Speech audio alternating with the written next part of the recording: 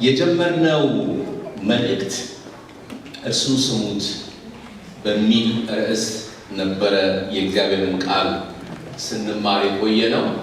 የማርቆስ ወንጌል ምዕራፍ 9 ላይ ጌታ ኢየሱስ ሦስቱን ደቀ መዛሙርት ወደ አርሞንኤም ተራራ ወደ ታላቁ ተራራ ካወጣቸው በኋላ እንደተለወጠ በክብር እንደተለወጠ እና ደግሞ የሆነውን የተፈጸመውን ነገር ከምንም በላይ ደግሞ እግዚአብሔር አብ ከሰማይ ሲመሰክርለት በእርሱ ደስ የሚለኝ የምወደው ልጄ እርሱን ስሙት እንዳለ ነበረ ያየነው። ዛሬ ከዛ ነው የምንቀጥለው።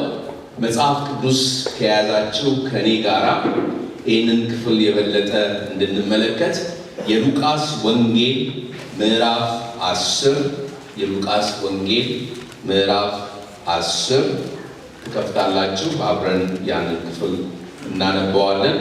ከቁጥር 38 ጀምሮ ያለውን ክፍል ነው የምንመለከተው። ብዙ በአምልኮ ስለቆማችሁ ቆሙ አላላችሁም።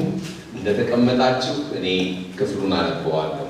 የሉቃስ ወንጌል ምዕራፍ 10 ከቁጥር 38 ጀምሮ። ሲሄዱም እርሱ ወደ አንዲት መንደር ገባ። ማርታ የተባለች አንዲት ሴትም በቤቷ ተቀበለችው። ለእርሷም ማርያም የምትባል እህት ነበረቻት። እርሷም ደግሞ ቃሉን ልትሰማ በኢየሱስ እግር አጠገብ ተቀምጣ ነበረች። ማርታ ግን አገልግሎት ስለበዛባት ባከነች። ቀርባም ጌታ ሆይ እኔ እንድሰራ እህቴ ብቻዬን ስትተወኝ አይገድህምን? እንግዲያስ እንድታግዘኝ ንገራት አለች። ኢየሱስም መልሶ ማርታ ማርታ ብዙ ነገር ትጨነቂያለሽ፣ ትታወቂማለሽ። የሚያስፈልገው ግን ጥቂት ወይም አንድ ነገር ነው። ማርያም መልካምን ዕድል መርጣለች፣ ከእርሷም አይወሰድባትም አላት ይላል። መልካሙን ዕድል መርጠን እዚህ ስለመጣን በእውነት ሁላችሁንም እግዚአብሔር ይባርክ እያልኩ የምንሰማው ቃል አይወሰድብን። ከዚህ በተጨማሪ የምንመለከተው ክፍል ከፍተን ባናነበውም በቃላችሁ ታውቁታላችሁ ብዬ አስባለሁ። መጽሐፈ ምሳሌ ምዕራፍ 1 ቁጥር 33 ላይ ያለው ቃል ነው። ቃሉ እንደዚህ ይላል፣ የሚሰማኝ ግን በእርጋታ ይቀመጣል፣ ከመከራም ስጋት ያርፋል።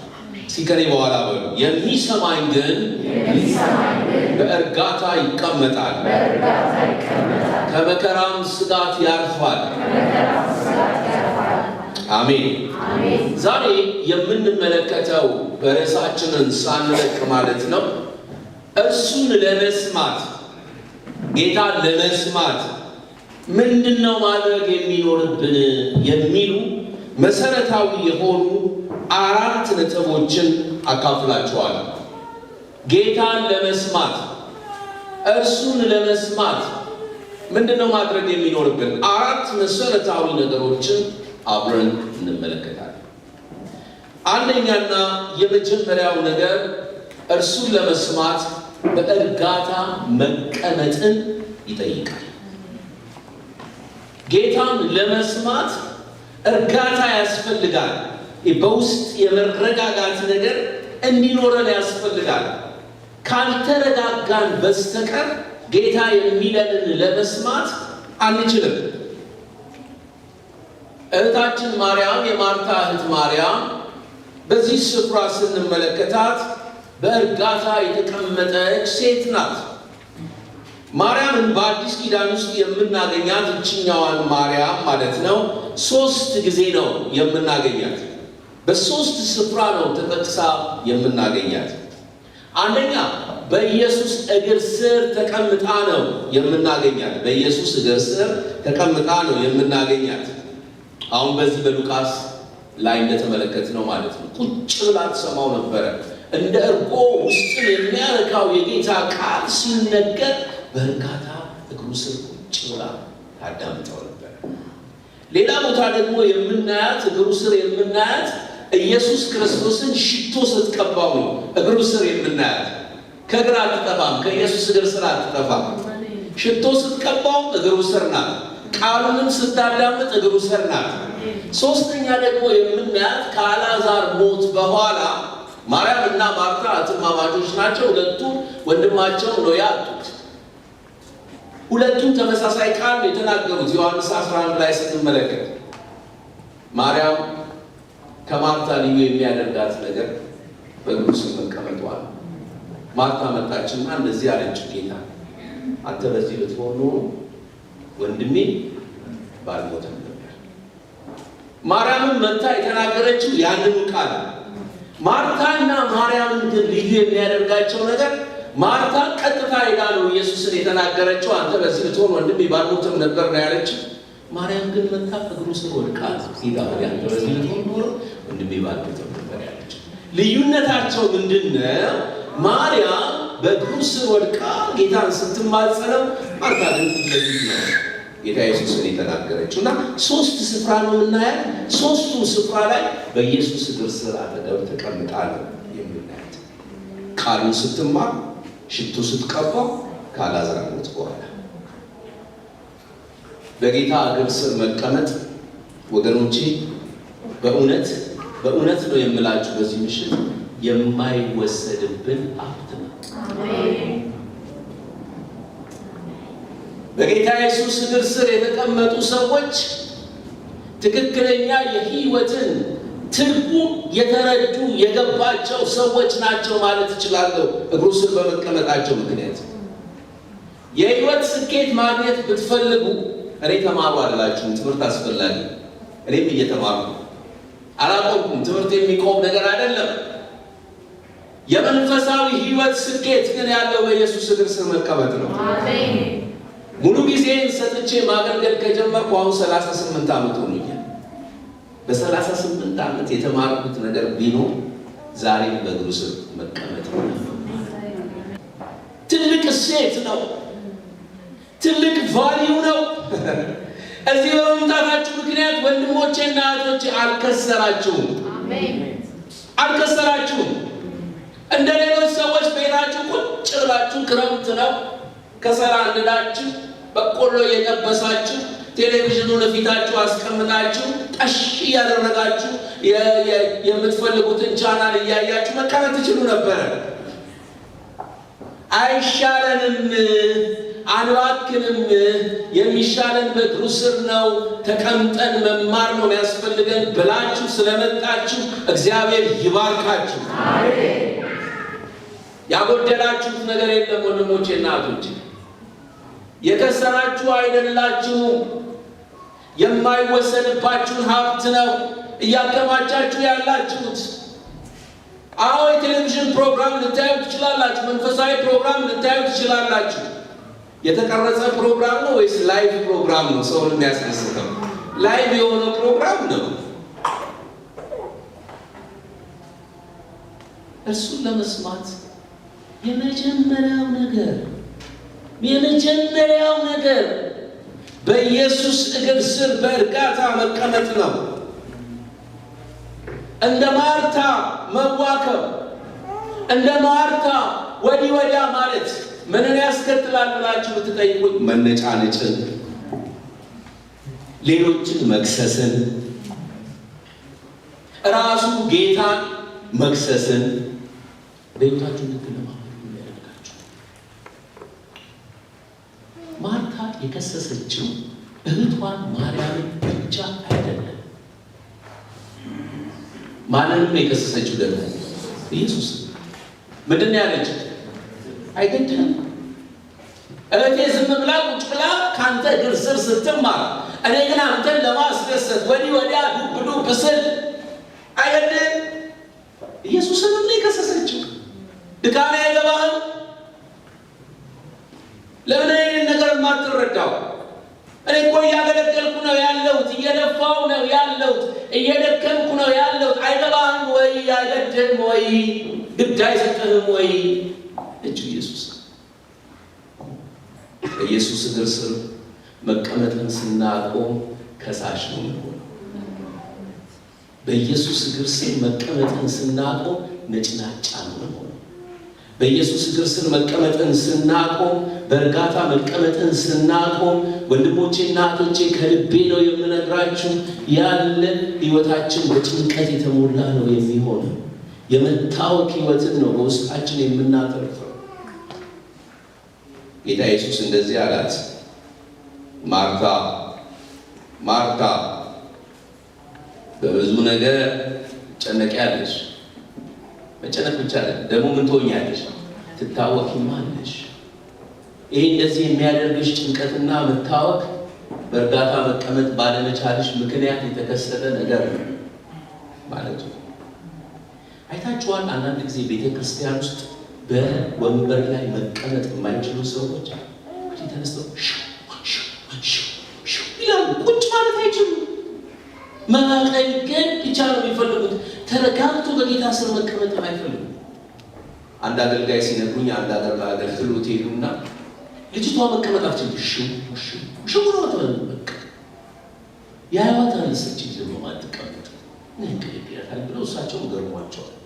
አንድ ቀን መጣችና ፓስተር ጌታ ስለኔ ምን ይሉታል አለቻቸው። አክፈሽ ቁጭ ወይ መረጋጋት ሲያቀተን እንደዚህ አይነት ህይወት ነው የሚከሰተው። መረጋጋት ሲያቀተን የምናደርገውን አናውቅም፣ የምናስበውን አናውቅም። ህይወታችን በጭንቀት ነው የሚሞላው። መረጋጋት ሲያቀተን በህይወታችን ውስጥ የሚከሰተው ነገር ሙቀት ነው፣ ጭንቀት ነው።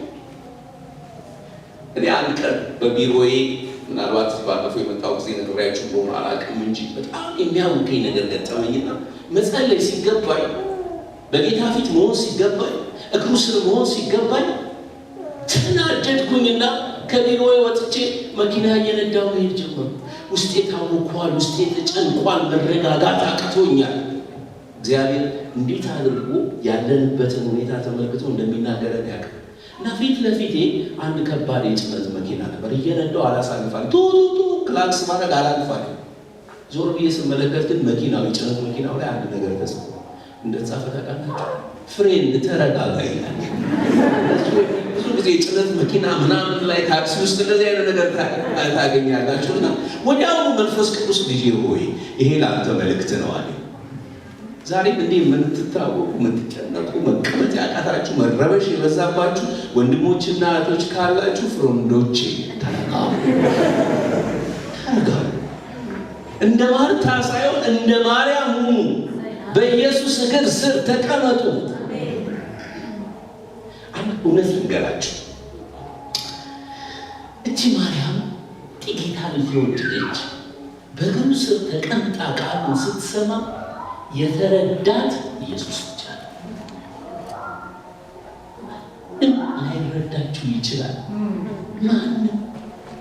እንዴት በሉ እዚህ ጋር እግሩ ስር ቁጭ ብላስ የከጌታ የሚወጣውን ከማርና ከማር ወለላ የሚበልጠውን ቃሉን ስታዳምጥ ማን አልተረዳትም? ንገሩ። ማን አልተረዳትም? ማርታ አልተረዳቻትም። የገዛ ልቧ አልተረዳቻትም።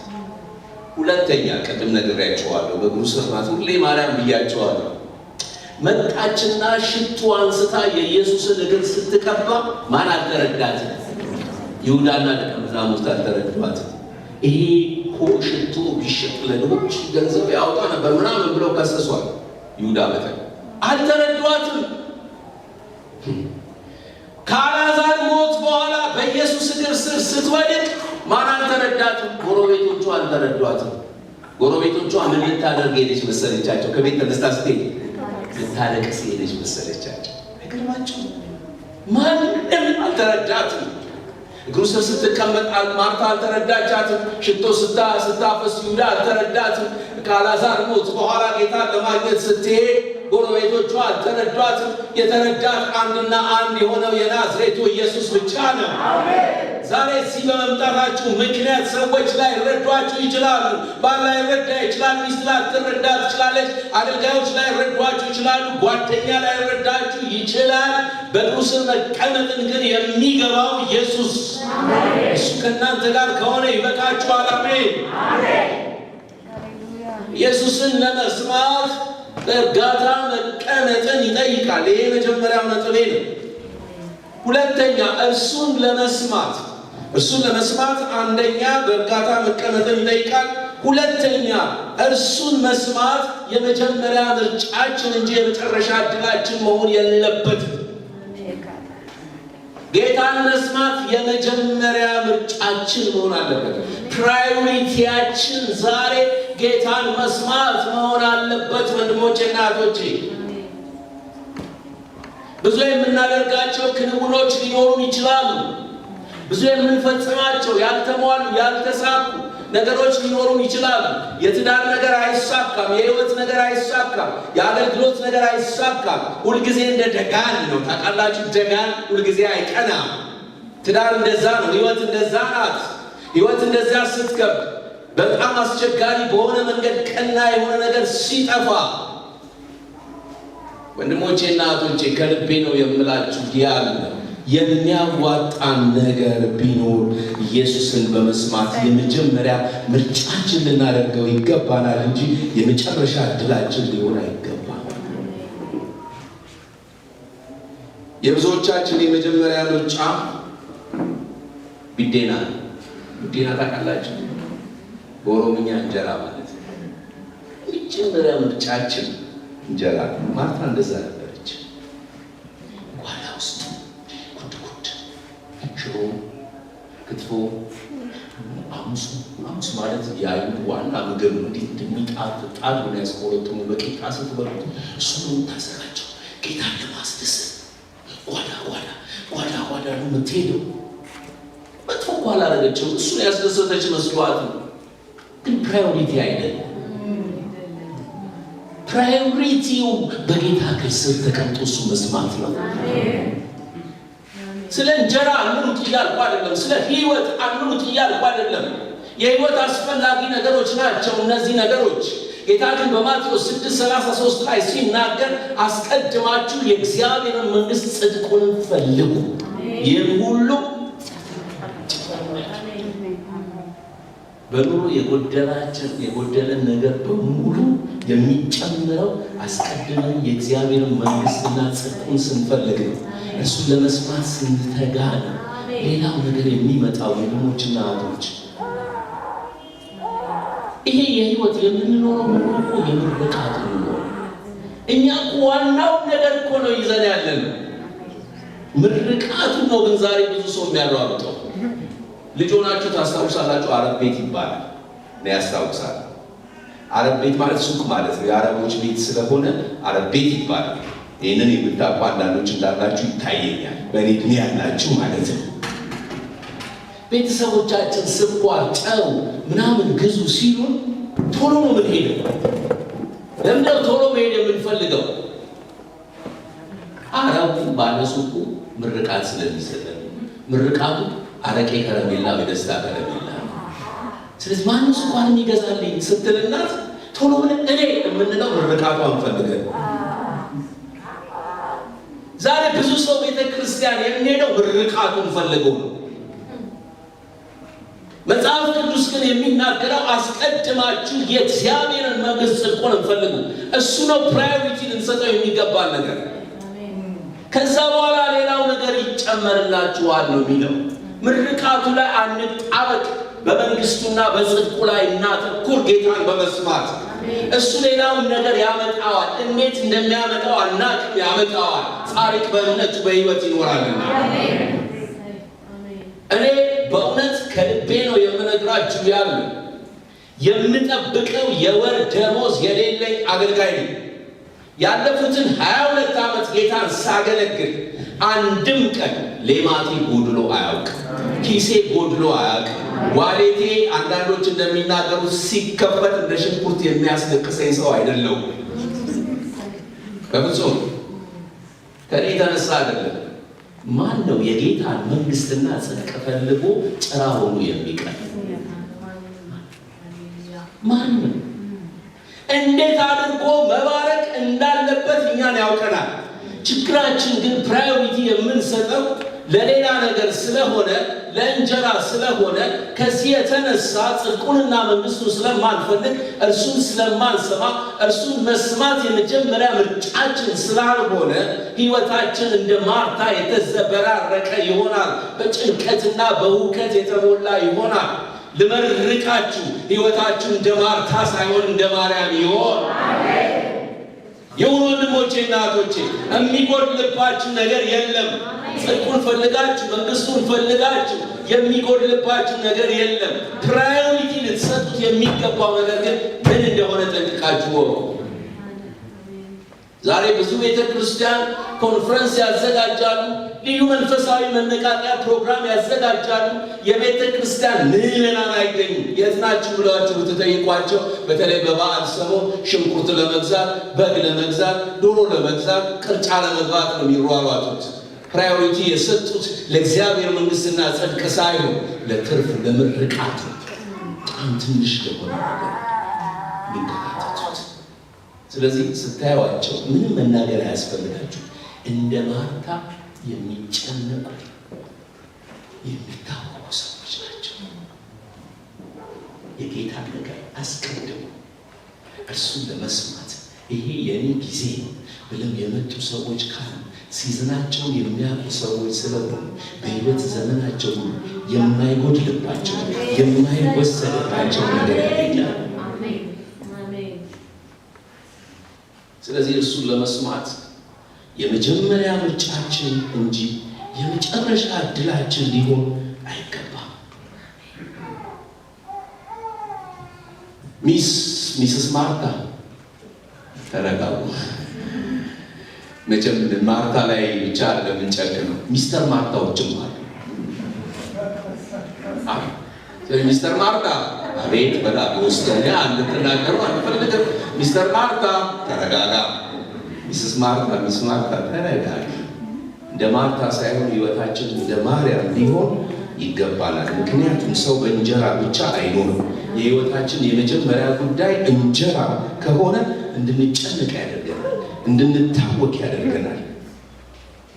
ወንድሞቻችንን እህቶቻችንን እንኳን ሳይቀር ከሳሽ እንድንሆን ያደርገናል። እርሱን መስማት ትተን እንጀራና ገንዘብን ካስቀደምን ግን ሕልማችንና ራእያችን ገንዘባችን ብቻ ይሆንና ከዚያ በኋላ ጌታን እንደሚገባ ለመስማትና ለማገልገል የሚችል ብርቱ ነገር አይኖረንም። እስኪ ከውስጤ ልንገራችሁ ወንድሞቼ፣ እናቶቼ፣ ከልቤ ልንገራችሁ። ጌታን ለማገልገል ገንዘብን ፕራዮሪቲ የሚያደርግ ሰው ሰይጣን የበለጠ ቢከፍለው እሱን ከማገልገል ወደ ኋላ የለም። ይህ እውነት ነው። አንዳንዶች ጌታን እናገለግላለን የሚሉት ለሚያገኙት ገንዘብ ነው። እንደሱ የሚያስቡ ከሆነ ሰይጣን መጥቶ ብራዘር ብሎ መቼም ያው እሱ ብራዘር እንደሆነ አውቆ ነው ብራዘር የሚለው መተኔን ማገልገል ግድ የለም የበለጠ ከፍላለሁ ካለ ይሄዳል። እሱ ይሄ ገንዘብ ደግሞ እንደምታውቁት ዛሬ የክፋት ስር ሆኗል። የሰማችሁ ገንዘብ ኃጢአት አይደለም። ኃጢአት የሚሆነው ግን ገንዘብን መውደድ ነው። የክፋት ስር እንደ ቀልድ ነው የሰማሁት። እውነት ነው። ነገሩን ሳይሆን እንደ ቀልድ ተነገረ፣ ግን እውነት ነው። አንዱ ሰው አጋንንት ላደረበት ለአንድ ሰው ይጸልይለታል። ሲጸልይለት በውስጡ ያለው አጋንንት አልወጣም ይላል። ቢጸልይ አልወጣም ማለት በኋላ የሚጸልየው ሰው ተናደደና በአጋንንት በሰውዬው ውስጥ ያለውን አጋንንቱን ማነጋገር ጀመረ። አሁን ከሱ ብትወጣ ምን ልታደርግለት ፈልገህ ነው ይለዋል። ጸለየ። አጋንንቱ በውስጡ በሰውዬው ውስጥ ያለው አጋንንት ከሱ በወጣ የ10 ሚሊዮን ብር ሎቶ እሰጠዋለሁ አለ። ጸላዩ ምን ቢልቱ ከሱ ጣና ውስጥ ነው። አይሁን ታላችሁ። ዛሬ እኮ ሰው ለገንዘብ ብሎ የማያደርገው ነገር የለም፣ የማይሰራው ነገር የለም፣ የማይፈጽመው ነገር የለም። ትልልቅ የሚባሉት ሀገሮች እንኳን ሳይቀር ትንንሽ ሀገሮችን ጨቁነው እንደፈለጉ ፖሊሲያቸውን መጫን የሚፈልጉት ከገንዘብ ከጥቅማቸው የተነሳ ነው። ወንድሞቼና እህቶቼ ንዋይ ያታልላል። ሰሙኛላችሁ? ገንዘብ ያታልላል። ብዙዎችን ወደ ሲኦል እንዲገቡ አድርጓል። ብዙዎችን ከእውነት መንገድ እንዲስቱ አድርገዋል። እግዚአብሔር ገንዘብን ከመውደድ ከዚያ ፍቅር እኔና እናንተን ይነጥለንና በእግሩ ስር ቁጭ ብለን ድምፁን የምንሰማ ሰዎች ያድርገን። አሜን አሜን። የስ ያድርገን ጌታ። እንጀራ አስፈላጊ ነው። እንጀራ ግን ፕራዮሪቲ ያለ ሳንበላ አንኖር። ሰው በእንጀራ ብቻ አይኖርም። አዎ ሰው በእንጀራ ብቻ አይኖርም። ሰው በገንዘብ ብቻ አይኖርም። አዎ በገንዘብ ብቻ አይኖርም። ሰው የሚያስፈልገው መሰረታዊ ፍላጎቶች አሉት፣ ሊሟሉለት ይገባል። እነዛ ነገሮች ሁሉ ጠቃሚ ናቸው፣ አስፈላጊ ነገሮች ናቸው። ፕራዮሪቲ ግን አይደሉም። ፕራዮሪቲ እንደ ክርስቲያን የምነግራቸው የህይወታችሁ ፕራዮሪቲ ጌታን መስማት በክርስቶስ መቀመጥ ነው። ሁለተኛ እድል አይደለም፣ የመጀመሪያ ምርጫችን ነው። ጌታን መስማት የሚያስመልጠን እርሱን መስማት። እርሱን መስማት እምቢ ካለ እንደዛ ነቢይ በአንበሳ ብንበላ። ጌታ አንድ ነቢይን አስነሳና ሂድና ለንጉሱ መልእክት ተናገር፣ ወደ ማንም ሰው ቤት አትግባ፣ ማንንም አትስማ፣ ሂድ አለ። ይህንንም የምትል ከሆነ ግን አንበሳ ይገላሃል። ጌታ አስቀድሞ ነገረው። ለዛ ነው በነገሥት ላይ የምናገኘው ታሪክ። ሄደ። መጀመሪያ ጥያቄ ቀረበለት። ኖ ማንም ሰው ቤት አልገባም፣ ከማንም ጋር እንጀራ አልበላም ብሎ ታዞ ሄደ። ከዛ በኋላ አንድ ሽማግሌ ነቢይ ያገኘ። እባክህ ቤቴ ግባና ምግብ ብላ አለ። አልበላም፣ አልገባም፣ የተሰጠኝን መልእክት እንዳደርስ ነው የተላኩት አለ። እኔም እኮ አለው። አያችሁ ዲሲፕ ሲያደርገው ያ ሽማግሌ ነቢይ እንዳንተ እኮ እኔም ምንድነኝ ያለ ዲሲፕ አሳሰተ። እኔ ሽማግሌ ነቢይ ነኝ፣ ኤክስፒሪየንስ ያለኝ ሰው ነኝ ሲለው ይሄ ገና ጀማሪ የሆነ ነቢይ እንዴት አይሳሳት? እሺ አንተማ ነቢይ ከሆንክ ምናልባት ከኔ በኋላ ከእግዚአብሔር መልእክት ተቀብለ ሊሆን ይችላል አለና ገባ። ቤቱ አደረ። ጠዋት ተነስቶ ወደ መልእክቱ ቦታ ሲሄድ ግን አንበሳ አግኝቶ ገደለ። መጽሐፍ ቅዱስ ይህን እውነት ነው የሚናገረው። ወንድሞቼና እህቶቼ ስሙ። በዚህ ዘመን በተለይ ከእግዚአብሔር ያልተላኩ ዲሲቭ የሚያደርጉ የሚያሳስቱ በስመ አገልጋይ ነኝ የሚሉ ብዙ ሰዎች ሊያሳስቷችሁ ይችላሉ። የተሳሳቱ ብዙ ሰዎችን አነጋግሬያለሁ። እግዚአብሔር አምላክ እናንተን ማስመለጥ የሚችለው ከሚመጣው አደጋ ሊያድናችሁ የሚችለው ማንንም ሳይሆን ጌታን መስማት ስትችሉ ብቻ ነው።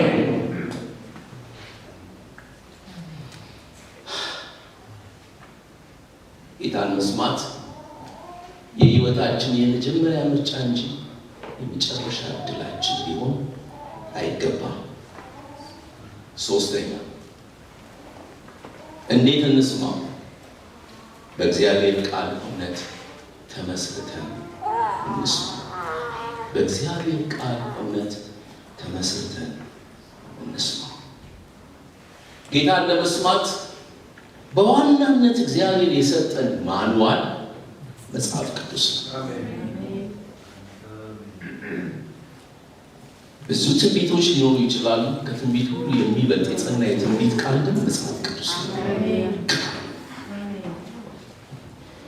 እናንተ ይሉኛል አንዳንድ ሰዎች እንደው አሁን ሳረጃችሁ ሁልጊዜ ቃል ብቻ ነው የምትሉት ይሉናል። ታዲያ ከቃሉ የሚበልጥ ምን ነገር አለ? መመዘኛችን እኮ ቃሉ ነው። ሚዛን እየሳትን የሄድንበት ዋናው ምክንያት ከቃሉ ስላፈነገጥን። የሰይጣን ትልቁ ፍላጎቱ ደግሞ ከዚህ ቃል ፈቀቅ እንድንል ነው የሚፈልገው። የእግዚአብሔርን ኃይል አታውቁምና አላቸው ለሰዱቃውያን ጌታ ኢየሱስ ክርስቶስ። ምን ትሆናላችሁ? ትስታላችሁ። ብዙ ቤተክርስቲያናት፣ ብዙ ዲኖሚኔሽኖች የወደቁበት መሰረታዊ ምክንያት ምን እንደሆነ ታውቃላችሁ? ከቃሉ ፈቀቅ ሲል። ከቃሉ ፈቀቅ ሲል የካቶሊክ ቤተክርስቲያን ታሪክን ስትመለከቱ ከኦርቶዶክስ ቤተክርስቲያን በፊት ነው የነበረችው። አቤት ለእግዚአብሔር ቃል የነበራቸው ቅንዓት! ታሪካቸውን አንብቤያለሁ። አቤት ለእግዚአብሔር ቃል ያላቸው ጽናት! አቤት ለእግዚአብሔር ቃል ያላቸው ብርታት! በኋላ ምን ተፈጠረ መሰላችሁ? አንዳንድ የቤተክርስቲያን ታሪክን መናገር ጥሩ። በቤተ ክርስቲያን ውስጥ የሚያገለግሉት ካህናት ቄሶቹ የሚኖሩት ቤተ ክርስቲያን ውስጥ ነው። በኋላ ምን ችግር ተፈጠረ? ቄሱ ሲሞት፣ ቤተ ክርስቲያን ውስጥ የሚያገለግለው ቄስ ሲሞት ልጆቹ ሚስቱ ከቤት አንወጣም ማለት ፕሮፐርቲ አባታችን ስንት ዓመት አገልግሎ እንዴት ነው እንባላለን ብለው እዛ መቀመጥ ጀመሩ። በኋላ የሮም ካቶሊክ ቤተክርስቲያን ምን ወሰነች? እግዚአብሔርን አገለግላለሁ የሚል ሰው ማግባት የለበትም ብለው ወሰኑ። ከዚህ የተነሳ ካህናቱ በሙሉ ዛሬ ማገቡት እግዚአብሔር በሰጠው ተፈጥሮ ላይ ከፕሮፐርቲ ከሀብት ከንብረት የተነሳ አገዷቸው። ዛሬ በግልጽ ነግራችኋለሁ፣ የማያገቡት ካህናት አብዛኛዎቹ ሆሞሴክሹዋል ናቸው። እግዚአብሔር በወደደው ነገር ላይ የተሰጠው ስልጣን ቤተክርስቲያኒቷን ከእግዚአብሔር ቃል ውጭ እንድትወጣ አደረጋት። የእኛን ኦርቶዶክስ ቤተክርስቲያን ተመልከቱ። እነ እስጢፋኖስ በነበሩበት ጊዜ እንዴት አይነት ቤተክርስቲያን እንደነበረች ልነግራችሁ አልችልም። በኋላ ቤተክርስቲያኒቷ ግን ምን ማለት ጀመረች? መጽሐፍ ቅዱስ ብቻውን በቂ መጽሐፍ አይደለም፣ ሌሎች መጽሐፍቶችም ያስፈልጉናል አለና ሰይጣን ዲሲቭ አደረጋቸው። ከዛ በኋላ ብዙ ገድላገድሎችን ማንበብ እነሱ ላይ ማተኮር ጀመሩና ከዋናው መጽሐፍ መውጣት ጀምረው ገድል ላይ ማተኮር ጀመሩ። ያ ብዙዎቹ ከቤተ ክርስቲያን እንዲወጡና እንዲስቱ ሙሉ ዓለማውያን እንዲሆኑ አደረጋቸው። ለምን የሌሎቹን ተናግሬ እኛን አልናገርም? አሁንስ በእኛ ዘመን ሰው መጽሐፍ ቅዱሱን ትቶ እግዚአብሔር ከቃሉ ከመስማት ይልቅ ማንን ነው መስማት የሚፈልገው? ነቢያትን መስማት የሚፈልገው። ጌታ ስለኔ ምን ይላል ይላል። ቃሉን ትቶ ምን ይላል ጌታ? አረ ሙሉ ነገር ነው ያለው መጽሐፍ ቅዱሳችን ውስጥ። አረ ምንም ነገር የሚጎድል ነገር የለውም ወንድሞቼ እና እህቶቼ። እኔና እናንተ ገሸሽ ስላደረግነውና እቤታችን ስላስቀመጥነው እንደገናም ደግሞ ማነው መደርደሪያ ላይ ስላስቀመጥነው ሸረሪት ስላደራበት አዋራ ስላደረገበት ስላደረበት ነው እንጂ ይሄ ቃል ሕያው ቃል የእግዚአብሔር ቃል ሕያው ነው። ይሰራም ሁለትም አፍ ካለው ሰይፍ ይልቅ የተሳለ ነው። ጅማትን፣ ስሜትን፣ ከልጥምን እስኪለይ ድረስ ይወጋል። ፍጥረት ሁሉ በእርሱ ፊት ምንም የተደበቀ ማጥናት ካቃተን ማንበብ ካቃተን እንዴት አድርገን መጽሐፍ ቅዱሳችንን ማጥናት ካቃተን ፓስተሮች አሉ፣ አገልጋዮች አሉ፣ እንጠይቅ፣ ከቃሉ ጋር እንጣበቅ። እኔ በቀን 2 ምዕራፍ 3 ምዕራፍ ካላነበብኩ በስተቀር ማለዳ ህይወቴ ምግብ ያልበላ ያህል ልፍስፍስ ሲሆን ይሰማኛል። ብዙ ጊዜ የቻይና ክርስቲያኖች ምን ይላሉ መሰላችሁ? ቃሉ ሳይበላ ቁርስ አይበላም ይላሉ። እስኪ አጠገባችሁ ላለው ሰው ድሮ መቼም ተጨባበጡና ምናምን ነበር የምንለው።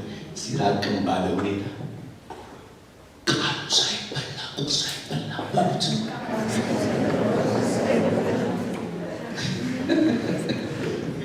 አይበላም፣ ነውር ነው።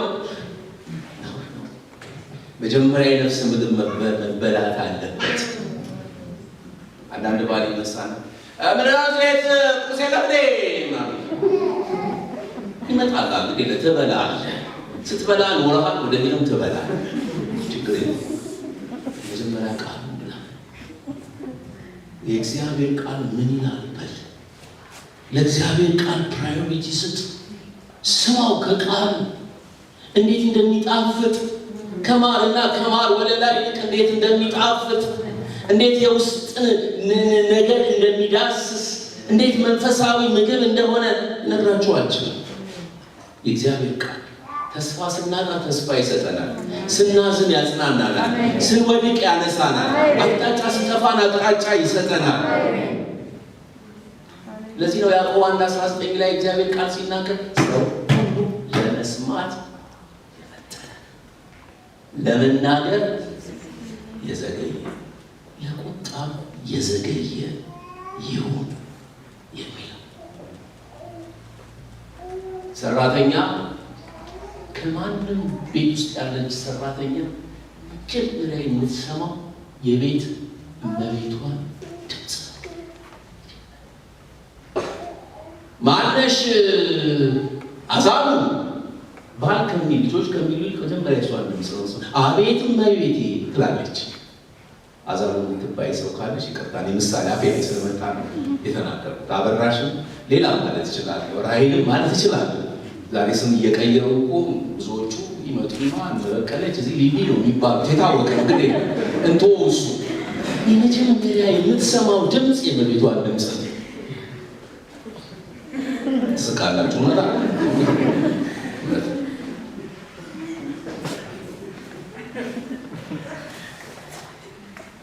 እመቤቷ ደግሞ እናት ደግሞ ከማንም ይልቅ ቀድማ የምትሰማው የማንን ድምፅ ነው? የሕፃኑን ድምፅ። ከማንም ይልቅ ያገባችሁ ታውቃላችሁ። ምን የመሰለ የፍቅር ህይወት ውስጥ እያላችሁ ሕፃን ልጅ ካለ ካለ ወዲያ ነው ባሏን ገፍትራ ተነስታ ልጇን ታመት። ይሄ ደረሰባችሁ ወንዶች እግዚአብሔር መጽናናትን አብዝቶ ታውቁታላችሁ። ምክንያቱም ቀድማ የምትሰማው የማንን ድምፅ ነው? የሕፃኗን ድምፅ። ሰራተኛ የእመቤቷን፣ እናት የሕፃኗን ድምፅ ፈጥነው እንደሚሰሙ ዛሬ እና እናንተ ከማንም ይልቅ ፈጥነን ልንሰማ የሚገባል የጌታ ድምፅ። በጣም ቆይቷል። ታምራት ወልባ የሚባል ዘማሪ ነበረ። ብዙዎቻችሁ አታውቁትም። እሱ አንድ መዝሙር ዘመረ። ድምፅ ይሰማኝ ለኔ፣ ድምፅ ይሰማኝ መመሪያም ይሁን ከክፉ የሚጠብቀኝ፣ ድምፅ ይሰማኝ ለኔ፣ ድምፅ ይሰማኝ። እንዲህ አይነት መዝሙሮች ዛሬ ቀርተዋል። አለበስከኝ፣ ከፍ አደረከኝ፣ አስፈነጠስከኝ፣ ምናምን አደረከኝ ብቻ ነው። አረ ድምፁ ይሰማል። ድምፁ ፈጥኖ ይምጣልን። ሰው እኮ ነው የሚለው አገልጋይ የሚሆን ተገልጋይ በጌታ የሆነ ሰው ሁሉ ለመስማት የፈጠነ ለመናገርም የዘገየ ለቁጣ የዘገየ። እኔ በእውነት ከልቤ ነው የምላችሁ፣ በትዕቢት አይደለም የምናገረው። ብዙ ከምናገር ይልቅ እሱ ብሰማ ደስ ይለኛል። ከልቤ ነው የምላችሁ፣ አልዋሻችሁም። ጌታ ያውቃል። ከምናገር ይልቅ ብሰማ እወዳለሁ። ጥሩ የምናገረው ጥሩ ስሰማ እንደሆነ ነው የማውቀው። መስማት ያልቻሉ ሰዎች እንዴት ነው መናገር የሚችሉት? ጆሮቻችንን ከፍተን ቁጭ ብለን ቃሉን ስናነበው እንዴት እንደሚባረክን ዛሬ ያነበብኩት ቃል መዝሙር 42 ዋላ ወደ ውሃ ምንጭ እንደሚናፍቅ ነፍሴ አንተ ትናፍቃለች፣ ትጠማሃለች የኔ ጌታ ይላል መዝሙረኛው። ዋላ ወደ ውሃ ምንጭ እንደሚናፍቅ የዋላ ትልቁ ፍላጎቷ ጥማት ነው። ልክ ያቅበዘብዛታል ውሃ ካላገኘች በስተቀር። ስለዚህ ሮጣ የምትሄደው ወደ ህይወት ወደ ምንጭ ይባል። ከዛ ስትነቃ ከዛ ስትመጣ ተነካል። ቆላ አካባቢ ሄዳችሁ፣ ሞቃት አካባቢ ሄዳችሁ እንደዛ ሙቀት ሲያንገፈግፋችሁ ላብ እንደ ውሃ ከግንባራችሁ ላይ ሲቆረቆር መጀመሪያ የሚታያችሁ ነገር እንጀራ ነው። ምንድን ነው? እትላላችሁ ከጠጣችሁ በኋላ ያረካችሁ። የእግዚአብሔርን ቃል እንደዛ ነው። ያረካል፣ ይፈውሳል፣ ይዳስሳል፣ አቅጣጫ ይሰጣል። እሱን መስማት ከቻልን ህይወታችን የታነጸ የቆመ የበረታ ይሆናል። ወንድሞቼ እናቶቼ፣ ስለዚህ በእውነት ከቃሉ የሚበልጥ እንሰማው የሚገባል ነገር የለም። እንስማው። አራተኛ እና የመጨረሻው ነጥብ እንዴት እንስማው የሚለውን ነገር ስናስብ እሱን ለመስማት በጸሎት መንፈስ ውስጥ ልንሆን ይገባናል። በጸሎት መንፈስ ውስጥ ስንሆን መንፈሳዊ ሚስጥራችን፣ መንፈሳዊ ኃይላችን ይታደሳል። ከጌታ ጋራም ደግሞ በምንሆንበት ጊዜ እሱን ለመስማት የተዘጋጀን እንሆናለን። የአብዛኛዎቻችን የጸሎት ልምምድ ግን በመናገር ላይ ያተኮረ እንጂ በመስማት ላይ ያተኮረ አይደለም። ስለዚህ ብዙዎቻችን ምን እናደርጋለን? ወይ መኝታ ክፍላችን እንሄዳለን ወይ ደግሞ እዚህ ጸሎት ቤት እንመጣና ከና አንተ ተበረከ መትረየስ እንደሚተኩሱ ጌታው ያለበትን ችግር ታውቃለህ። አሜን። እንዳው በኢየሱስ ስም ለማለት እንጨውላለን ብዙ ጊዜ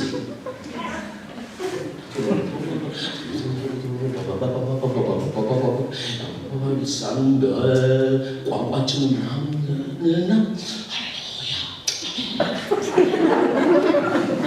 እንደጸለይ እንኳን አንዳንዶቻችን የምናውቅ አይመስልም። በአይምሯችን አይደለንም። አንዳንድ ጊዜ ሰው ተንበርክከን ወይ መኪና እንነዳለን ወይ ከበላለን የምትስቁት እኮ እውነት ስለሆነ አንዱ ወንድማችን ፓስተሩ ጋር ሄደና ፓስተር እኔ የምጸልየው ጸሎት በፍጹም አይሰማም፣ ሁሉ ጊዜ ጸልያለሁ ግን አንድም ጸሎቴ አይሰማም፣ እኔ ከሰው ሁሉ የተረገምኩ ነኝ እንዴ አላቸው። አንተ የተረገምክ አይደለም፣ በጌታ ኢየሱስ ሄዳለህ፣ አማኝ ነህ፣ ነገር ግን ተረጋግተህ በጌታ ጸልይ ግድ የለህም አሉት። እሺ አለና ሄደ። በሚቀጥለው ሳምንት መጣና እንደዛው አላቸው። ልጄ ግድ የለህም፣ ተረጋግተህ ጸልይ፣ አትቸኩል፣ ልብህን መንፈስን አረጋግተህ ቃሉን አንብበህ በጌታ ፊት ሆነ ድምፁን ሰምተህ ጸልይ፣ እግዚአብሔር ይሰማሃል። ገና ስትንበረከክም ነው የሚሰማ። እንኳን ተናግረህ ቀርቶ ግድ የለህም እንደሱ አድርጋሉ። እሺ ብሎ ሄደ። ሶስተኛ ሳምንት መጣ። ዛሬ ስምን ይዘህ መጣ ሲሉት ያንኑ ጥያቄ። በኋላ ፓስተሩ ገባቸውና ልጅ እኔ ፊት አሁን አባታችን ሆይ የሚለውን ጸሎት ጸልይና ስትጨርስ ፈረስ እሰጥሃለሁ አሉት። ምን እሰጥሃለሁ? ፈረስ። ይሄማ በጣም ቀላል ነው ፓስተር አላቸውና መጸለይ ጀመሩ። አባታችን ሆይ በሰማይ የምትኖር ስምህ ይቀደስ አለና ጸሎቱን ትቶ ፓስተር ለመሆኑ ፈረሱ ብቻ ነው ግን ተሰብሶ እሱ አባታችን ሆይ ምናምን የሚለው እጭ ፈረስ ነው ጥቁር ፈረስ ነው ቻይኖሬ ነው ብሎ የሚያስበው እንጂ ተረጋግጦ እንኳን አባታችን ሆይ የሚለውን ጸሎት ለመጸለይ አልቻለም። ብዙዎቻችን እንደሱ ነን። እውነትን እንነጋገርታ እንደሱ ነው። እስቲ ተረጋጉ። ቅድም የራሴን ነገርኳችሁ አይደል? ፍሬንድ ተረጋጋ፣ ተረጋጋ ፍሬንድ። የምትጸልየው ጸሎት ገና ሳትንበረከክ በእግዚአብሔር ፊት የተሰማ ነው የሚሆነው፣ ግን እሱን መስማት ይኖርብናል። አንዳንድ ጊዜ ሳንጸልይ እስቲ የእግዚአብሔር መንፈስ ሆይ ምን ትለኛለህ ብለን ጸጥ ብለን እንቀመጥ። መንፈስ ቅዱስ ትክክለኛ የሆነ ምሪት፣ ትክክለኛ የሆነ ድምፅ ወደ እኔና ወደ እናንተ ያመጣል። በፍጹም ልብ በእግዚአብሔር ታመን፣ በራስ ማስተዋል አትደገፍ ይላል የእግዚአብሔር ቃል። ልባችንን ለመንፈሱ ስናስገዛ፣ መንፈስ ቅዱስ ሲቆጣጠረን ሲገዛ ምንጸልየውንም እናውቃለን። ጆሮአችንን ለሚለን ነገር ክፍት ነው የሚሆነው። አሃ የኔ ጌታ አመሰግናለሁ፣ ተናግረኸኛል፣ ተረጋግቻለሁ፣ አንተን እጠብቅሃለሁ፣ እንዲህ ብትለን ክብር ላንተ ይሁን እንላለን። እንደዛ እንኳን አንልም እኮ የምንፈልገውን ነገር አሁን ታይሚስ ነው አሁን አምጣ። እምቢ ቢልስ ባለቤቱ እሱ ነው፣ እሱ ያውቃል። ስለተጣደፍን አይደለም ነገሮች የሚሆኑት፣ ስለቸኮልን አይደለም፣ መረጋጋታትን ነገሮችን ሁሉ ቶሎ ለማግኘት ስለፈለግን አይደለም። ይሄ በጣም ፍላጎታችን የሞላው ነገርን እንተወው። አንዳንድ ጊዜ አራዊቶች በተሰበሰቡበት ቦታ ጅብ መጣ ይባላል። ተረት ዘግይቶ ነው የመጣው ጉባኤ ውስጥ ስብሰባው ቦታ። ከዛ ጦጢቱ ምን አለችው? ጅብ ሰምተሃል አለችው። ምን አለ? ግድግዳው በሙሉ አጥንት የሆነ ጣራው በሙሉ ስጋ የሆነ ቤት አለ ስትለው የት ነው ብሎ ሳይጠይቅ ተፈትልጎ ሮጠ ይባላል። የት ነው እሱ? በዚህ ነው በዚህ ነው አይደል እንዴ? ውስጡ የሞላው ስጋና አጥንት ነው። በቃ እሱ ስለሞላ ፓትራክ። አንዳንድ ሰው የትዳር ነገር አይኖርም ከሞላው ምንድን ነው የጌታ ፈቃድ ማንን ነው የማገባው ብሎ ተረጋግቶ በጸሎት አይጠይቅም። መጣ ሲባል እንደ ጅቡ መሮጥ በቃ የተገኘውን ማፈስ በጣም አይሆንም። አንድ ሰውማ መስፈርት ያወጣል። በቃ እኔ ማገባው እንዲህ አይነት ሴት ናት፣ እንዲህ አይነት ወንድ ነው ይላል። አንተ የመረጥከው አይሆንም፣ አንቺ የመረጥሽው አይሆንም። ጌታ የመረጠልህን ነገር ማግኘት የምትችለው ጌታን ስትሰማ ነው። ልጆች ሆነን አስታውሳለሁ፣ ወጣቶች ብዙ ጊዜ ይሄን እንደምታደርጉ አውቃለሁ። ዋና አጀንዳችንና ወሬያችን ትዳር ለምን ሆነ ዓለም ተፈጥሮ ነው፣ ግዴታ ማሰብ አለብን። አናስብ ማለት አንችልም። እና ጓደኞች ሆነን አንድ ወንድማችን ምናል እኔ አለ ማገባት ሴት አለ እንዲህ ጆን ይዞ የተናገረ ከኤ እስከ ዜድ ያሟላችት ኤ አክቲቭ፣ ቢ ፒቲ፣ ሲ ክሬቲቭ፣ ዲ ዲሰንት፣ ኢ ኤግዛምፕል፣ ጂ ገርል፣ ኤች ሃምብል እስከ ዜድ ቀረ። ደግሞ እንዲህ አይነት ሴት ትገኛለች።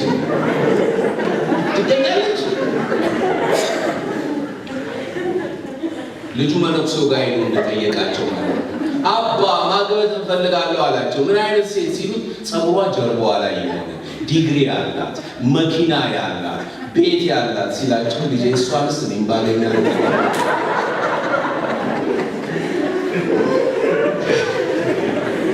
ማለት አይሆንም።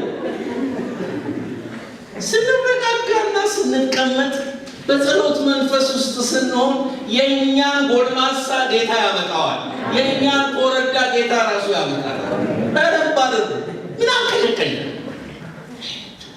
አቤት የምናወጣው ክራይቴሪያ መስፈርት አያስፈልግም። በጌታ ፊት በጸሎት ስንሆን አምላካችን እግዚአብሔር እኮ አባታችን፣ እሱ ከስጋም አባት በላይ ሰማያዊ አባታችን የሚያስፈልገንን ያውቃል፣ ይጠነቀቅልናል። የራሳችንን ካልኩሌሽን አድርገን ሳንረጋጋ በጸሎት መንፈስ ውስጥ ሳንሆን ሁሉን ነገር ቶሎ ለማግኘት የምንቸኩል ከሆነ ከጅቡ ያለፈ ህይወት ውስጥ ነው ያለነው ብዬ ነው ማስብ።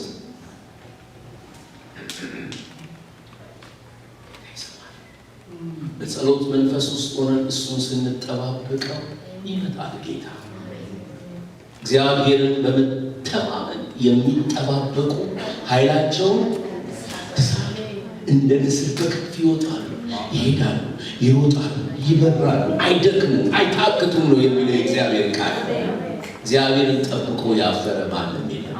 ምንም እንኳን በለስ ባታፈራ አለ ነቢዩ፣ የወይን አረግ ፍሬ ባይሰጡ፣ ላሞች በጋጥዋ ባይኖሩ፣ እኔ ግን የመድኃኒቴን አምላክ ተስፋ አደርጋለሁ፣ አምላኬን ይሰማኛል አለ።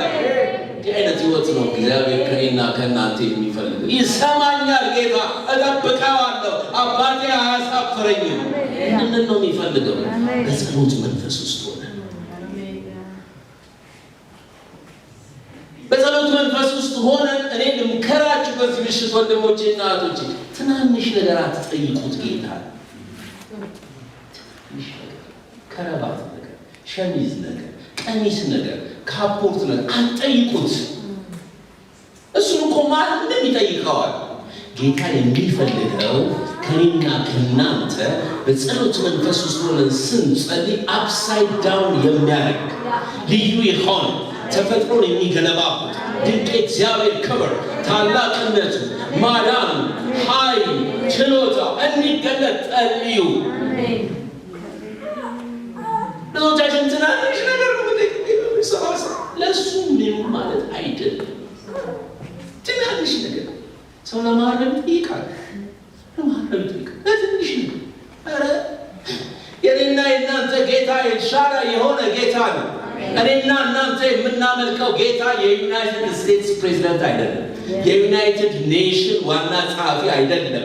የአንድ ሀገር ፕሬዚደንት ወይም ጠቅላይ ሚኒስትር አይደለም። የኔና የእናንተ ጌታ ኤልሻዳይ የሆነ ጌታ፣ ታላቅ ነገርን ማድረግ የሚችል ጌታ፣ ያው የሆነ ጌታ፣ ኦምኒፕሬዘንት የሆነ ጌታ፣ ኦልማይቲ የሆነ ጌታ። ሃሌሉያ። በአንድ ሀገር ውስጥ አንድ ንጉሥ በየስፍራው የሄደ ገበሬዎችን ይጎበኛል። በዓመት አንድ ይህንን ልምድ አድርጓል እና እሱ ገብቶ ከጎበኛቸው በኋላ ገበሬዎቹ ሻይ ወይም ኩኪስ ነገር ያዘጋጁለታልና ከአጃቢዎቹ ጋር ከወታደሮቹ ጋር ገብቶ ተስተናግዶ ምን ላደርግላችሁ ብሎ ይጠይቃል። የእንግሊዝ ሀገር ንጉሥ ነው፣ የቆየ ታሪክ እና አንድ ገበሬ ቤት ገባ እንደለመደውና ምን ላደርግልህ ብሎ ጠይቀው ገበሬው ያ ንጉሡ ፈረስ አየና ፈረስ ጠንካራ ናት፣ እባክህ ፈረስን ስጠኝ። ንጉሡ አየውና ጥያቄ ተቀባይነት አላገኘም። ወታደሮቹና አጃቢዎቹ ከት ብለው ሳቁበት በገበሬው። ሌላ ገበሬ ቤት ገባ። ከተስተናገደ በኋላ ለገበሬው ምን ላድርግልህ ብሎ ጠየቀው። ንጉሡ የያዘው ሻምላ ጎራዴ በጣም የሚያብለጨልጭ ስለታም ነውና በሱ ተማረከ። ይህንን ጎራዴ ስጠኝ አለ። ንጉሡ አየውና ገበሬው ጥያቄን ተቀባይነት አላገኘም ማለት። አሁንም ወታደሮቹ ከት ብለው ሳቁ። ሶስተኛው ገበሬ ቤት ገባ። ከተስተናገደ በኋላ ምን ላድርግልህ ብሎ ገበሬውን ጠየቀው። ገበሬው አየውና ንጉሡ ሻምላህን፣ ፈረስህን፣ ቤተ መንግሥትን እንድትሰጠኝ እፈልጋለሁ አለ። ንጉሡ አየውና ጥያቄ ተቀባይነት አግኝቷል አለ። በኋላ ወታደሮቹና አጃቢዎቹ ሚኒስትሮቹ ለነዛ ለሁለቱ ጥያቄያቸው አልተመለሰም፣ ተቀባይነት አላገኘም ብላል። ይሄ ሰውዬ ግን ብዙ ነገር ጠየቀህና ፈቀድክለት፣ ምን አስበህ ነው ሲሉት ንጉሡ በትናንሽ ጥያቄዎች ተሰላችቻለሁ አላቸው። ይሄ ምድራዊ ንጉሥ እንደዚህ ካለ ሰማያዊ አባታችን እግዚአብሔርማ ምን ይበል? በትንንሽ ጥያቄዎቻችሁ ተሰላችቻለሁ። የምፈልገው እኔ ትልቅ እንደሆንኩ ትልቅ ነገር እንድትጠይቁኝ ነው የሚለው ጌታ። አንዳንዶቻችሁ ትታችኋል፣ የጸሎት ርዕሳችሁን ትታችኋል፣ ጊቭ አፕ አድርጋችኋል። ዛሬ ግን እመክራችኋለሁ፣ በጸሎት መንፈስ ውስጥ ሁኑና ጌታን ጠይቁት። ጌታ ትናንሹ ነገር ማድረግ ለሱ ምኑ ማለት አይደለም፣ ትላልቁንም ነገር ማድረግ ለሱ ምኑ አይደለም። አንድ ነገር እስኪሆን ድረስ ያመናችሁትን ጌታ እሱን ተስፋ አድርጋችሁ ጠይቁት። ያደርገዋል፣ ይሰራዋል፣ ይፈጽመዋል፣ ያከናውነዋል። ኬንያ ሀገር ውስጥ አንድ ወጣት ልጅ አንድ በቲሸርት ላይ አንድ ነገር ተጽፎ አየውና ምናልባት አይታችሁት ሊሆን ይችላል። ፑሽ ይላል። PUSH ፑሽ ማለት ግፋ ማለት ነው፣ መግፋት ማለት ነው። እና ጠባ ብዬ ሳየው ግን እያንዳንዱ ፊደል አንዳንድ ቃል አለው በውስጡ። ምንድን ነው የሚለው መስላችሁ? ፕሬይ ነው የሚለው you until a something happen. Pray until something happen. አንድ ነገር እስኪሆን ድረስ ጸልይ ማለት ነው። ፑሽ ነው ያለ ላይ yes ፑሽ። አታቋርጡ፣ በጌታ ፊት ውደሙ፣ እርሱን ስሙት። አምላካችን እግዚአብሔር ትንሽ ነገር አይደለም፣ ትልቅ ነገር አድርጎ ሊያስደንቃችሁ ይፈልጋል። 2014 ዓመተ ምህረት የመደነቂያ ዓመታችን አውጃለሁ በጌታ በኢየሱስ ስም። 2014 ዓመተ ምህረት የመደነቂያችን ዓመት ነው። አሜን አሜን። እሱ ብቻ ስሙት። የሚያስደንቁ ብዙ ነገሮች ይሆናሉ። ማዘር ተሬዛ የታወቁ ሴት ናቸው፣ ታውቃላችሁ። ካቶሊካዊት መነኩሴ ናቸው። ስለ ጸሎት ሲናገሩ እንደዚህ ያሏት መጽሐፍ ላይ ነው ያገኙት። ጸሎት ዘር ነውና መኸር አለው፣ ጸሎት እንባ ነውና ሳቅ አለው፣ ጸሎት ትግል ነውና ድል አለው፣ ጸሎት ጩኸት ነውና መልስ አለው፣ ጸሎት መተንፈስ ነውና ሕይወት አለው፣ ጸሎት ንግግር ነውና ማስተዋል አለው፣ ጸሎት መራቆት ነውና ጸጋ አለው፣ ጸሎት መንበርከክ ነውና ማሸነፍ አለው። ስሙት፣ ተንበርክካችሁ ስሙት፣ ቁጭ ብላችሁ ስሙት፣ አልጋችሁ ላይ ስሙት፣ ኪችን ውስጥ እየሰራችሁ ስሙት፣ እየነዳችሁ ስሙት፣ በማንኛውም ሁኔታ ስሙት። እግዚአብሔር የመደነቅ ዓመትን ያደርግላችሁ። ቆመን እንጸልያለን። ሃሌሉያ።